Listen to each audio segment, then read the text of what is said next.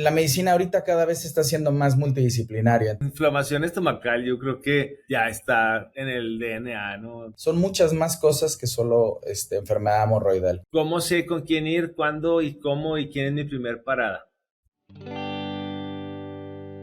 Hola, ¿qué tal? Bienvenidos a este segmento del día de hoy, donde vamos a platicar con el doctor Daniel Enciso, que es cirujano general, que tiene especialidad en coloproctología, porque queremos saber un poquito más sobre el tema. El doctor ya tiene más de 19 años de experiencia como cirujano y pues es un excelente candidato para explicarnos un poquito más sobre el tema. Hola, ¿qué tal, doctor? ¿Cómo está? Muy bien, gracias. ¿Y tú? Gracias por la invitación y vamos a contestar algunas preguntas. Primero que nada, ¿qué es el coloproctólogo? El coloproctólogo es el encargado quirúrgico de colon, recto y ano. En otro tiempo se llamaban proctólogos y era solamente la última porción, lo que llamamos anorrecto. Ahora la visión es mucho más amplia y engloba todos los problemas que tienen que ver con colon, con el recto y, como les comentaba, con el ano, ¿no? Desde abscesos, fístulas, fisuras, divertículos, cáncer de colon, enfermedad inflamatoria intestinal, claro, siempre haciendo equipo con otras especialidades para llegar a un mejor tratamiento del paciente.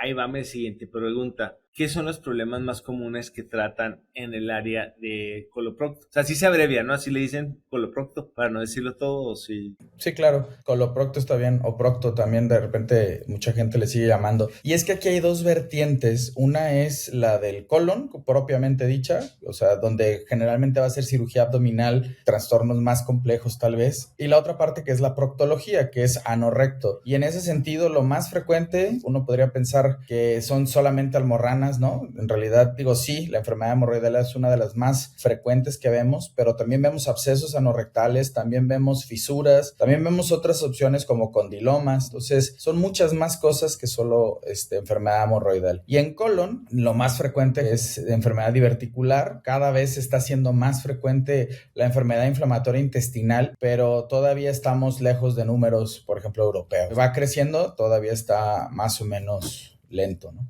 Nah, pero pues es que con la dieta que se tiene en México, inflamación estomacal, yo creo que ya está en el DNA, ¿no? Está muy variada y muy frita. Definitivamente la dieta, factores de riesgo importantes, el alcohol, otro factor de riesgo el tabaquismo, de la obesidad. Otro punto importante, por ejemplo, en Jalisco, un factor de riesgo para cáncer de colon es el sedentarismo. Se hizo un trabajo hace algunos años y se vio que el ser sedentario es uno de los factores de riesgo más frecuentes en la población aquí en Jalisco, por ejemplo, ¿no? Entonces, definitivamente es una subespecialidad relativamente nueva, esto de la unión de las dos cosas, colon y recto, pero se está viendo un auge por todo esto que comentas, ¿no? Poco ejercicio, una mala alimentación, de alimentos cada vez más con hormonales, más proinflamatorios, ¿no? Por ejemplo, hace algunos años salió un comunicado de la OMS en que la carne, el consumo excesivo de carne también aumenta el riesgo de cáncer de colon. Lo que les faltó decir, y ya después lo comentaron, es más bien falta de fibra. El mexicano promedio no come la suficiente cantidad de fibra que necesitamos al día. Y usted es cirujano general, entonces, ¿cuándo debemos acudir con ustedes o buscar un especialista? O sea, ¿cuál es mi primer paso? Aquí pues nos enfocamos en aclarar la información para que la gente la tenga de alguna manera de primera mano, ¿no? Entonces aquí la duda es, si ya hay un cirujano general y luego hay un proctólogo, ¿cómo sé con quién ir, cuándo y cómo y quién es mi primer parada? Mira, definitivamente en un escenario ideal todos deberíamos de saber de coloprocto. La mejor opción sería tener conocimientos todos de todo, ¿no? Ese sería el mejor escenario, que el médico general supiera cómo tratar la enfermedad hemorroidal. Pero yo creo que el primer punto y el más importante es con quién tienes que ir, con quien te revise. O sea, ¿qué voy con esto? Te voy a platicar una historia. Yo tengo pacientes de enfermedad hemorroidal, muchísimos, pero el 80% de la gente que se sienta enfrente de mí en el consultorio y me dice, doctor, yo tengo almorranas, no tienen hemorroides, tienen otra cosa. Entonces ahí es donde empieza el problema. Pasaron con 4 o 5 personas antes, lo que tú quieras y gustes. ¿Y cuál fue el punto? Nadie lo revisó. Entonces, ¿con quién tienes que ir? Con el que apremia la situación. ¿A qué voy con esto? Perdón por la expresión, pero te duele la cola, ve con el proctólogo, ve con el que sabe. No vayas con la vecina, no vayas con el médico de la farmacia, porque te va a dar una crema genérica que tal vez te mejore un ratito la molestia, pero lo único que va a terminar haciendo es complicando las cosas a mediano y largo plazo. Entonces, yo siempre les digo a mis pacientes, no vienen con el proctólogo con el miedo de que el proctólogo me quiera operar por hemorroides, que también los hay, pero entonces no voy con el proctólogo hasta que no hay otra opción más que operarme. Entonces, ahí es donde estriba la situación. ¿Con quién tengo que ir? Con el que sabe, ¿no? O sea, así como, por ejemplo, yo como cirujano ya casi no hago hernias inguinales, por ejemplo, las hace el cirujano general y las hace mucho mejor que yo. No significa que no esté capacitado, lo que pasa es que yo ya me enfoqué en un punto que de alguna manera tiene ya un espacio bien definido, como es anorrecto. Hay cirujanos, muchos, que hacen bien anorrecto, definitivamente, no digo que no, pero es lo que te digo. O sea, si tienes un cirujano ahí donde estás, donde vives, y es muy bueno para cirujano rectal, ve con él, no pasa nada. Pero si no tienes un especialista, pues a veces sí valdría la pena que invirtieras un poquito más, tal vez en el viaje o en la situación, no sé, en la consulta y demás. Mejor ve con alguien que sí sabe. No vas a ir con el otorrino por unas hemorroides, no vas a venir conmigo porque te duele la garganta, ¿no? O sea, digo, puede ser que lo resuelva como cirujano general, pero para eso en teoría hay alguien específico que te va a dar un mejor tratamiento. Y más por esto que te decía, lo que decías tú, la dieta, cada día las situaciones se están viendo más complejas. O sea, enfermedad inflamatoria en edades más tempranas, cáncer en edades más tempranas, más agresivos. O sea, la situación está generando que un mal diagnóstico te deje menos tiempo de calidad de vida. Entonces, ahí es donde sí creo que vale la pena ir con el especialista en cuestión para que de esa manera se pueda resolver tu problema de mejor manera.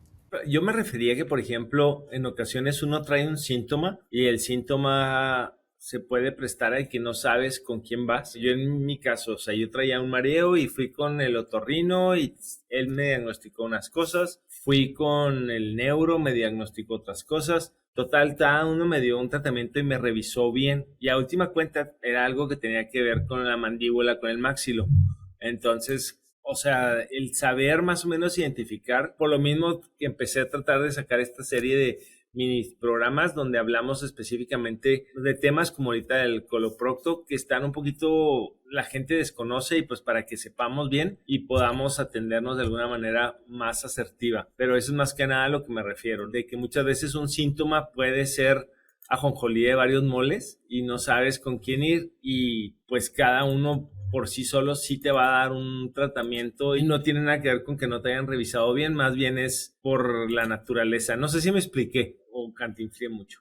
Sí, sí te entiendo. Por ejemplo, sangrado, dolor, alguna situación anorrectal, tienes que ir con el coloproctólogo. O sea, son los síntomas más importantes. Pero es lo que te decía, al final de cuentas, el punto es, el gastro te puede decir, oye, ¿sabes qué? Es que el sangrado tubo digestivo bajo es mío. Entonces, son los detalles que hay amalgama de especialidades. Por ejemplo, el gastro es la parte médica del tubo digestivo y el coloprocto es la parte quirúrgica del colon, por ejemplo, ¿no? El cirujano general es el del intestino medio y el estómago. Entonces, ¿cuándo debería acudir conmigo un paciente con el coloproctólogo? Cuando tenga sangrado de tubo digestivo bajo, o sea, sangrado fresco, rojo, vinoso, rojo como si se hubiera cortado. Esos son ideal, venir con el coloproctólogo. Dolor anorrectal, de preferencia lo más pronto posible, porque a veces no son hemorroides, a veces es un absceso y eso se puede llegar a complicar con algo más serio, una gangrena de Fournier. Entonces, esos yo creo que serían los puntos más importantes, pero, por ejemplo, no sé, dolor abdominal, fosa ilíaca izquierda,